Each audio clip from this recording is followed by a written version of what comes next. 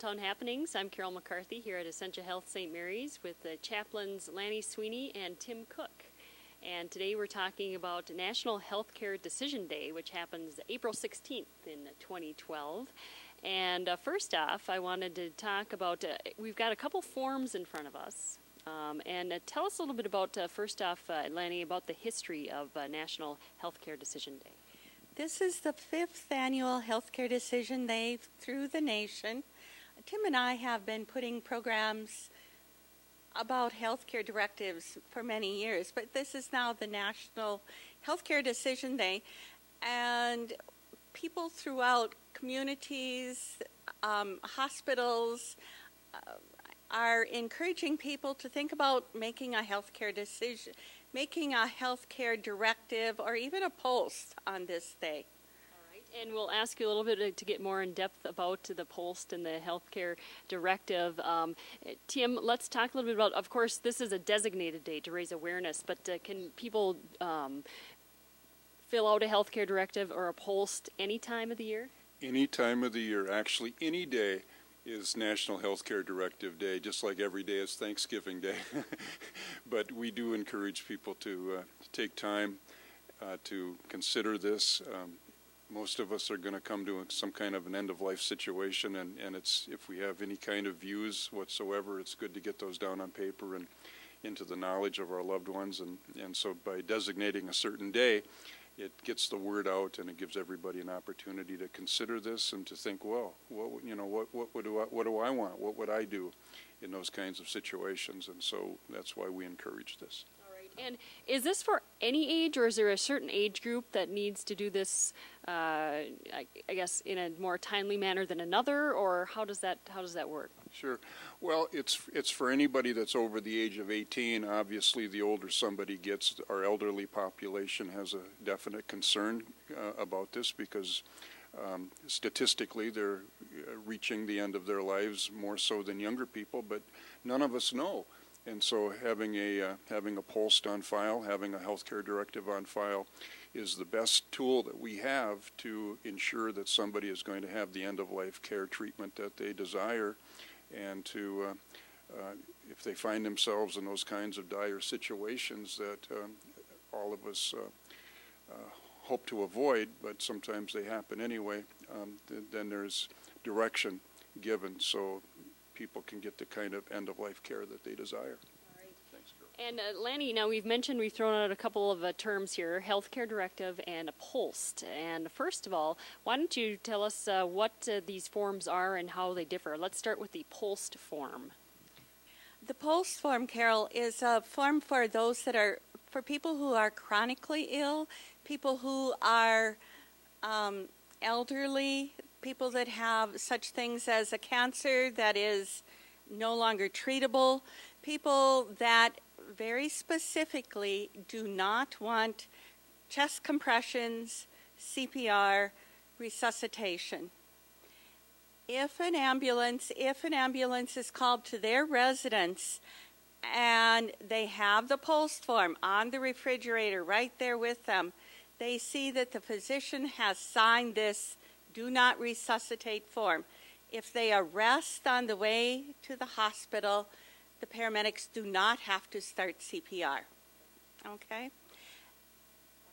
All right. So the post form is for somebody who is, maybe terminally ill, or something, a sickness that is, worked its way through their body, and they're very sick, and anything could happen. I mean, anything could happen to any of us at any time. But this is more, I guess, specific for those that are chronically ill and their disease is progressing to an end stage.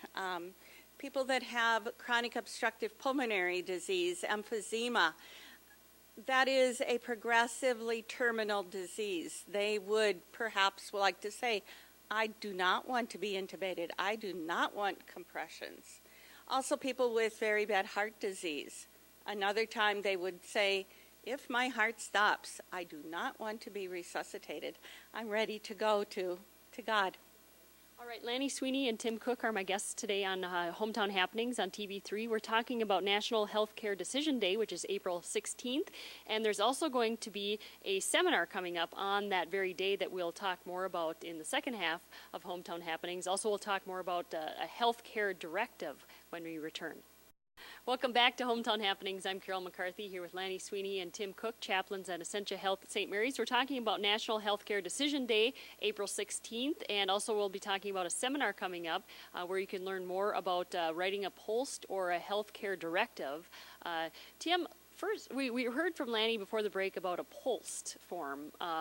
What is the difference between that and a healthcare directive? Well, thanks, Carol. Well, the POST, as Lanny explained, is for people that already have a serious health condition. The healthcare directive is for anybody that has strong feelings about what they would want or not want for end-of-life care. And some people have thought about it, and they've determined that if they should have a life-threatening disease or accident that takes place in their life, that they would not want to have everything done to keep them alive by any kind of artificial means or life-sustaining treatment. And so they take the opportunity to put down and document in the healthcare directive what it is that they would want or not want for end-of-life care. The healthcare directive itself is made up of two parts.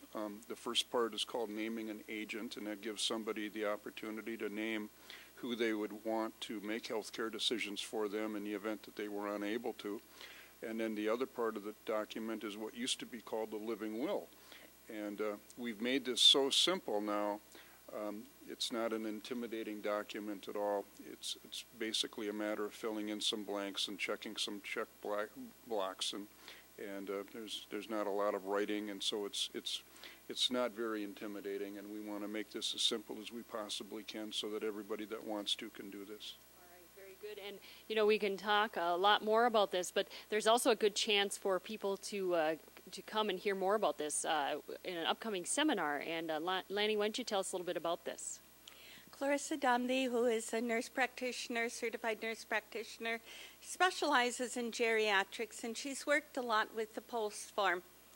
She and I will be presenting Writing a Good Ending Advanced Care Planning on April 16th. From noon until 1. It will be over at the EMS conference room here on the Essentia Health St. Mary's campus. And I'm asking that people will call and reserve a spot. We have limited space. Call by the 11th of April. Call St. Mary's 5611 and ask for me or extension 1109.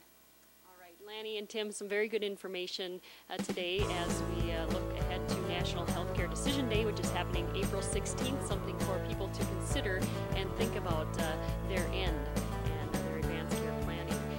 Tim and Lanny, thank you so much. And that is going to wrap it up for Hometown Happenings. I'm Carol McCarthy.